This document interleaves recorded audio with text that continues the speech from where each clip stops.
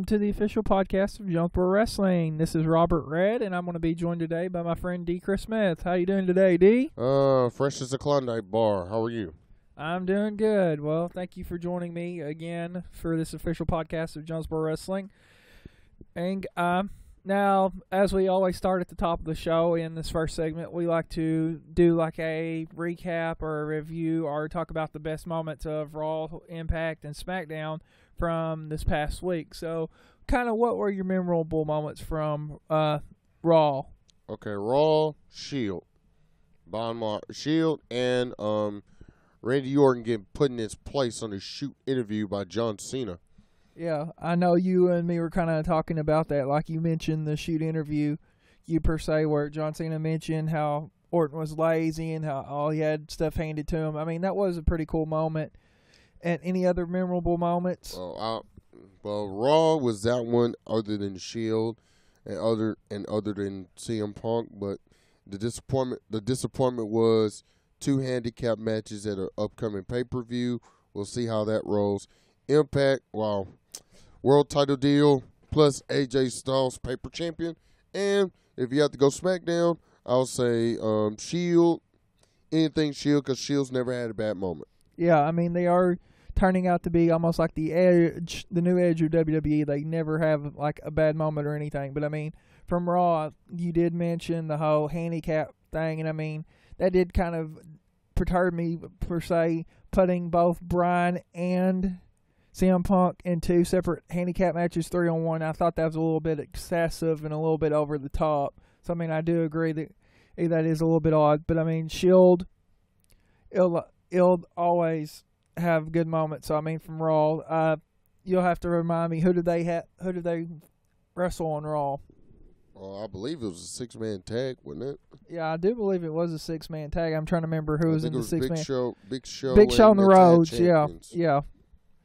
That was a good match. And I mean, Goldust, ever since he's came back and actually been an in-ring competitor, I have been very impressed by him. He shows that even at his age, he can still go. But the thing that surprises me was Roman Reigns showing no fear. Yeah. That's the thing that a lot of people in wrestling schools don't ever teach. Get in that ring, show no fear. Hey, you need to have confidence. If you ain't got confidence, get out of this business.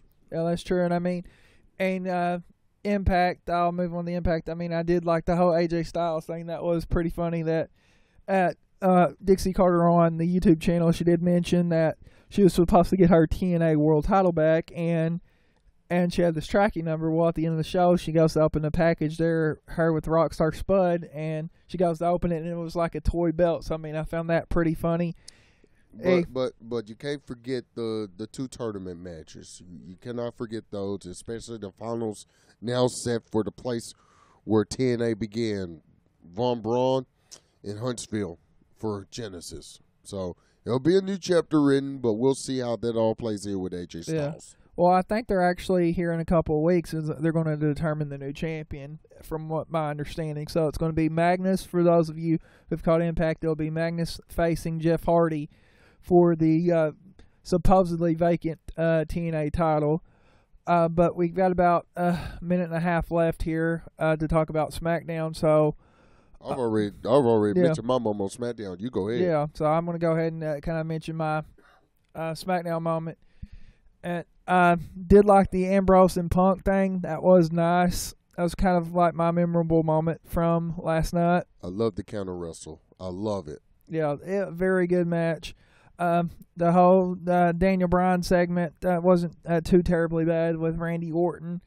And I really wish they would have kept Daniel Bryan in that storyline a little bit longer, because to me that was kind of an abrupt ending to the storyline. And that was kind of a little bit of weird booking, where he goes immediately from the Randy Orton thing to fighting with the Wyatts with CM Punk. That was a little bit odd and strange. But before we go to commercial break, I do want to take a time to plug sponsors. We don't have any at this moment, but we are looking for sponsors. So if you are interested in being a sponsor of the official podcast of Jonesboro Wrestling, feel free to email me, or you can tweet me. It is at Robert Red Jr. and I will either email you back or tweet you back with all the information that you need. But our time's up for this first segment, and I'm going to go to a quick commercial break, and we'll be back after this. In a world full of bad carbs, processed foods, and sugary treats, it's kind of hard to say no to all that temptation, right? Well, when I got to 435 pounds, was extremely overweight, out of shape, and depressed, it was time to say no more. Join me and my wife Sarah each and every week on YouTube as we share weigh-in results, health tips, and recipes. Join us from flabtofab.com. And we're back with the official podcast of Jonesboro Wrestling. Now, this is kind of the discussion question part of the show. And as always, we always have 3 questions. Now, the first one is going to be WWE related, and it's going to deal with recruitment of new talent. Now, kind of the question that I want to pose to you, D, and I'm going to discuss it with you is when you're the WWE or you're any major company, you're always concerned with recruiting new talent to keep your product fresh and new. Well, do you think it's better for WWE? They've opened the Performance Center. Do you think it's better to develop their talent and get new talent directly from the Performance Center, or do you think it would be better for them to get talent from the indies? Kind of what are your thoughts on that? Well, when you say get talent from the indies, like, what do you mean? Just hire them straight off an indie promotion to get upgraded to the main roster, or what? Well, I mean, basically, do you think they should recruit talent from the indies and bring them up to the Performance Center and develop talent that way versus just hiring someone who has no wrestling experience at all and putting them in the Performance Center, developing them, and then bringing them up to the main roster? Is kind of what my thoughts were on this question. So kind of, what do you think? I'm going to have to go both routes on this one. Yes and no. Okay. Yes, because I will only say yes if WWE is willing to change your style. When they change your style of wrestling and go more towards, instead of, health related, this, just say, hey, if this is what you signed up for, you signed up to get hurt, you signed up to go through pain, it's part of it. That's how you get paid. That's how you move on. In this case, I would say yes because, you got some guys in WWE who, granted, the majority of them have come from independents and some have not. Some haven't went through that experience of wrestling styles, multiple styles, more as the veterans have. But I will also say no because, granted, WWE may have some guys in the independents or may have some guys in NXT or the Performance Center who come from the independent promotions, but look at what WWE is now compared to those guys on that NXT or Performance Center rosters. Because you got guys on Performance Center rosters who's been pro 10, 12 years, haven't even got upgraded to the main roster yet. Okay. And I mean, you do make some good points. And really, to me, I know you mentioned when we were discussing earlier about this, about how you didn't want NXT and the stuff to feel left out from stuff. But my thoughts on this question, before we move on to the next question, is I think they really should recruit new talent from the indies and bring them up through developmental and stuff like that, instead of recruiting someone who's never had any wrestling experience and stuff.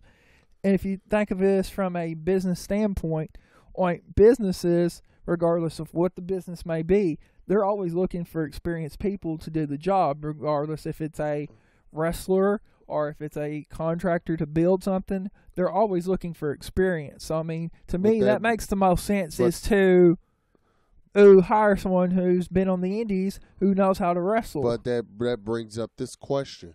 Should they have to go through the Performance Center just to try to get on the main roster? And I mean, you do make a good point. I mean, and I say yes because they do need to develop the style that WWE wrestles. Kind of got tongue-tied there. So, I mean, they do still need to go through some developmental, but maybe not as much as if. Or do you think WWE needs to attract or change their style that will attract independents? Well, I mean, their style is fine because you got to realize when you're a business, you have to invest for the long term. So, I mean, and sometimes you do have to change your style to do that. But, I mean, you do make some good points. Now, let's kind of move on. This next question is going to deal with TNA and Aces and Eights. Now, a couple weeks ago on Impact, Mr. Anderson fought Bully Ray in a club versus career match. And Mr. Anderson was successful in winning that match. Well, the stipulations of the match were that Aces and Eights had to disband. Now, my question to you is the thoughts on the Aces and Eights death, and more importantly, did the group go too long?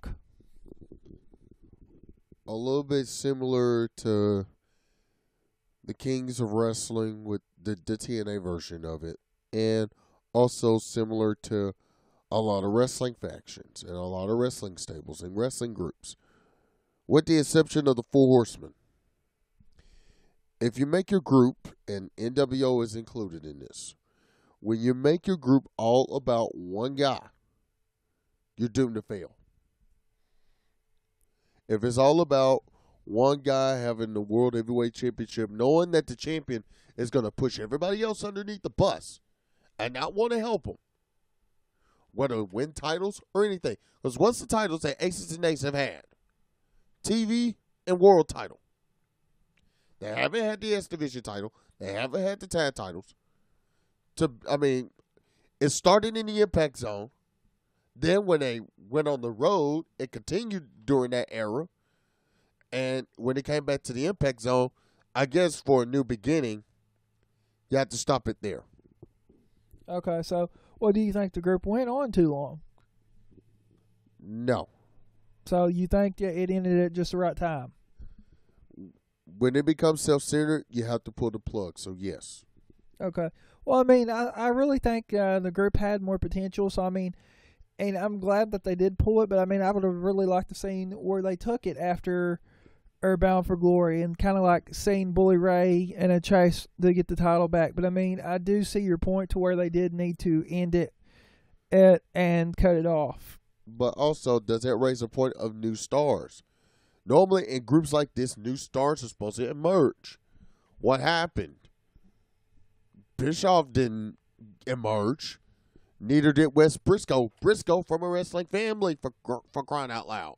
Nux, all the talent in the world. What happened? Yeah, and I mean, you do make some good points. Now, we're going to go back to WWE for his final question because we've got a couple minutes left to discuss it. Now, the rumored WWE Network apparently is going to be launched early next year. February is what I've learned, earned right after the Elimination Chamber. So my question to you for the next couple minutes is, do you think the WWE Network is a good idea? And more specifically, how do you think it's going to impact pay-per-view buys with the reported numbers of Night of Champions and SummerSlam from earlier in the year being down? If this network would have been available on digital cable or satellite subscribers, of course, you know I have DirecTV, it wouldn't be a problem. Because one, you're already paying top dollar, even since you have satellite and you get pay-per-view. Number one, you're already paying top dollar anyway. Two,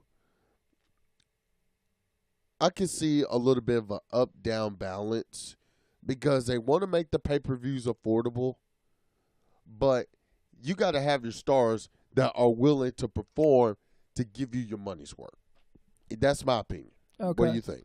Well, kind of my opinion, I mean, if it was available or as a channel on TV, I have cable all here where I live at. And to me, it really needed to be a cable channel versus what is rumored or what seemed to be announced. Like it was going to be like Netflix. It was going to be like a streaming internet service. And I was just watching The Walking Dead last night via Netflix because I got a Netflix subscription right now. And it started buffering on me. And I mean, that really frustrated me. So as a consumer, I don't necessarily see it being a good thing. And its impact to pay-per-view buys, especially with it being rumored that they're going to start showing the pay-per-views, and with the rumored subscription that you'll pay like 6 months ahead or something and get WrestleMania almost free. like a magazine subscription. Yeah, I mean, especially if you're going to give us WrestleMania free on the network, and it's going to be like maybe $10 a month. I mean, I think you're going to hurt your pay-per-view buys. And if they're already down, that's something, you're just making your problem worse. You're just perpetuating the problem. But do you think that the pay-per-view cost for WWE pay-per-view should go down? I mean, you do make television. Yeah, I mean, you do make a good point. I mean, if you look at how much a regular pay-per-view is, and I'm sure you'll have the numbers about how much a pay-per-view costs, but if you don't get like 5 or 6 guys together or to pay for it, I mean, it is pretty expensive. But that's kind of all the time we have left for this segment, so we're going to go to a commercial break, and we'll be right back right after this. In a world full of bad carbs, processed foods, and sugary treats, it's kind of hard to say no to all that temptation, right? Well, when I got to 435 pounds, was extremely overweight, out of shape, and depressed, it was time to say no more. Join me and my wife Sarah each and every week on YouTube as we share weigh-in results, health tips, and recipes. Join us from flabtofab.com. And we're back with the official podcast of Jonesboro Wrestling. Now, in this last segment, what we've been doing for the last few segments is we've been highlighting a local independent promotion, a pretty major independent promotion. Now, we've already done Prime Wrestling, and in the first one, we did Combat Zone Wrestling. Now, D, I think we're going to talk about Full Impact Pro on this podcast. So what do you got to tell us about Full Impact Pro? Well, actually, this one's a who's who, and you'll be surprised of some names that I'm going to throw out on this one. Full Impact Pro, FIP, started in 2003, the same year that AJ Styles won the NWA World Championship. And Gabe Sikowski, as you may know him from Ring of Honor, let's just say FIP and Ring of Honor actually had a really, really tight, close relationship. They actually ended up working together from 2003 up until 2009, when somehow, some way, they ended up, that being Ring of Honor, ended up securing the HDNet contract with Mark Cuban. Of course, many people don't know, but Mark Cuban actually owns National Television Network, which is available partially. But anyway, FIP is a little similar to Ring of Honor in a lot of ways. And in this case, you want to talk about a who's who? I got some list of names of who's who that actually not only held the FIP world title, but these names you'd be very familiar with. Of course, the current champion, Trent Beretta. Yeah, him and Kalen Croft, I remember, were the Dude Busters in WWE, so that is a who's who. Well, here's some names. Can I mention 2 members of the Shield were former FIP champions? Yes, care to clue us in on who they were? How about Mr. Dean Ambrose, who've held that title? You know him as John Moxley. And Tyler Black, who you're now known as Seth Rollins. Yes, that goes to show just the talent of the Shield, but who else is kind of notable? Oh, how about Homicide, the very first FIP champion, Roderick Strong. Technically, the name of who's who is on this list. You can actually go to their website, FIPPro, FulLimpactPro.com, or you can look them up on the World Wrestling Network website, WWNlive.com. And they actually have a pay-per-view that they just finished doing. It's called In Full Force. And you can actually check out the replay. On WWNlive.com. That's where you go if you really want to see exactly what FIP really is. And trust me, if you love Ring of Honor, if you love their style, FIP is absolute similar to them. And they also have contracts with Dragon Gate, also Combat Zone. I mean, they really do a whole lot. So they are a part of the World Wrestling Network. Okay, well, do they have like any weekly shows or anywhere that we can check out, like on TV or online? They normally operate online once a month. but they do a lot of travel all across. But they're normally based in Florida, is where FIP is normally based in. So technically, you know, if you're used to TNA, especially now that they're back in Florida, if you're used to TNA and if you're used to now the WWE Performance Center in Florida, you'll love FIP. You'll love it. FIP, nonstop action, smash mouth style. It really does have that hard-hitting style. And I've actually got to see, and for the first time, and this is a little bit similar to the Ring of Honor situation, only the FIP title has changed hands on a Ring of Honor show. That shows how important the FIP championship really is, especially to have a major title change on a major promotion. Any promotion, one of the big national ones, but that is FIP. Okay, and also I understand they have like a training school they just opened or something. Yes, they did. One of the founders actually opened up a training school just a couple of years after the company started, and right now, to my knowledge, I understand he's still running that school.